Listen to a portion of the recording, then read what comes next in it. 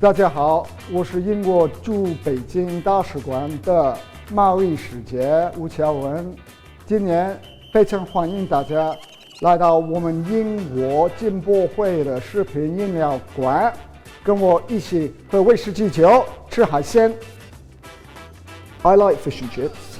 I've got nothing wrong with fish and chips, but actually, the UK is is a very interesting place. I think British food, the thing about British food is, it's like British people. It is not just fish and chips. Like British people aren't just people with bowler hats. British food is from around the world. British people are from around the world. What marks us out this year, we are trying to do and focus in food and drink. So we're in the food and drink area. We've got a huge pavilion, 300 square metres. We've got 120 British brands on site, on the pavilion, and we've got about 250 with a digital presence who we are trying to do digital matching in advance of CIIE. So that's what we're aiming for, and it's food and drink from across the UK, from Northern Ireland, from Scotland, from the Midlands, from the North, all types of different food. Whiskey is close to my heart. Gin is close to my heart, beer is close to my heart, but if people don't want whiskey, gin and beer, we have got in the UK fantastic meat. So for example, I won't go into detail, but for example, China is now our largest export destination for pork. So about 50% of all of our exports for pork now come to China. And so we've got fantastic pork products. Now you can either use them to cook British food, lovely British food, or you can use it to cook amazing Chinese pork dishes, but there's huge amounts of pork coming in, and high quality pork. Seafood is amazing.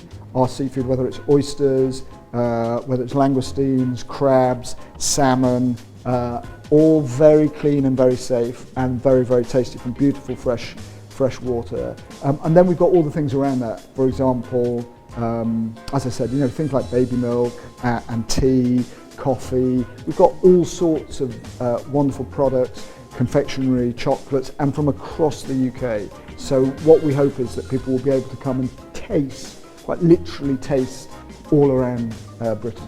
So we've got everything there. Our prime sponsors are actually Diageo, who do the world's largest spirits company.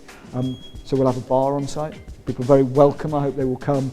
And I will be at the bar for 5 days, from morning till night, and I hope people will come and see me every day. I will buy them a drink, so it will be lovely.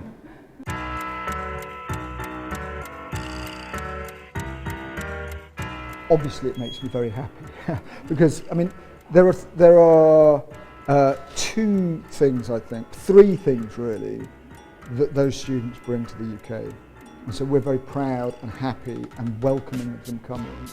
The first is they bring money. I mean, very basically, it's a big market for us. It's £4 billion in education exports. It's a huge export market for us, and so they're very valuable in that commercial side. The commercial side, second area, which I think is very interesting, is that the Chinese students that are coming over are bringing ideas from this amazing country and this amazing economy.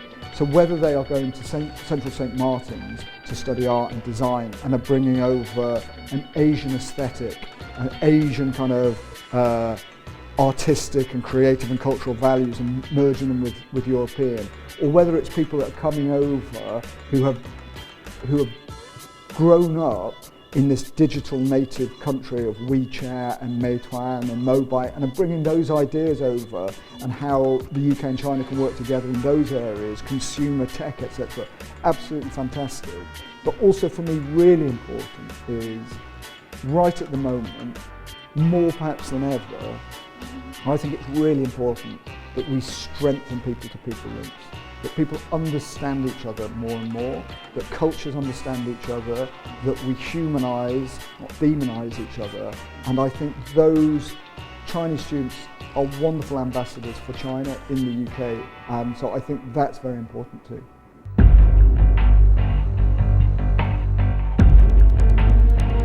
You say the whole world is struggling with COVID-19, but here we are in Shanghai, and actually I went to the opening of Alexander McQueen yesterday in a nightclub. I was at the opening of a British financial services firm that's invested $55 billion in China, in Meituan, in Alibaba, in Neo, in WeChat.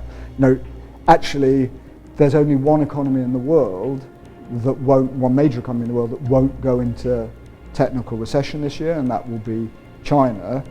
And that makes my job as Trade Commissioner for China and Hong Kong, as opposed to the Trade Commissioner for Africa or Latin America or Europe, really easy, because the Chinese economy is booming and consumers are buying, but it also gives me lots of pressure because everyone's saying, and a lot of other British businesses will say that as well, there's a lot of pressure from headquarters to really dive into this Chinese market, the one that's growing and in the world today. And what we need to do, there's lots of different ways of doing it. One of the things that I really want to do and focus on is bringing out a lot of the SMEs, the small and medium-sized enterprises from the UK, many of whom have never exported out to China before, and find ways to bring them out into the China market. It's a long way for them. Many of them before have either not exported or they've only exported to France and other European countries. So it's a long way, so we need to find ways to support them, ways for us to support them, ways for Chinese partners to support them, to build platforms that allow them to come here and sell some of their fantastic produce to Chinese consumers. Chinese consumers, 250 to 300 million middle class, the biggest middle class in the world now, a fantastic market. So that's one area.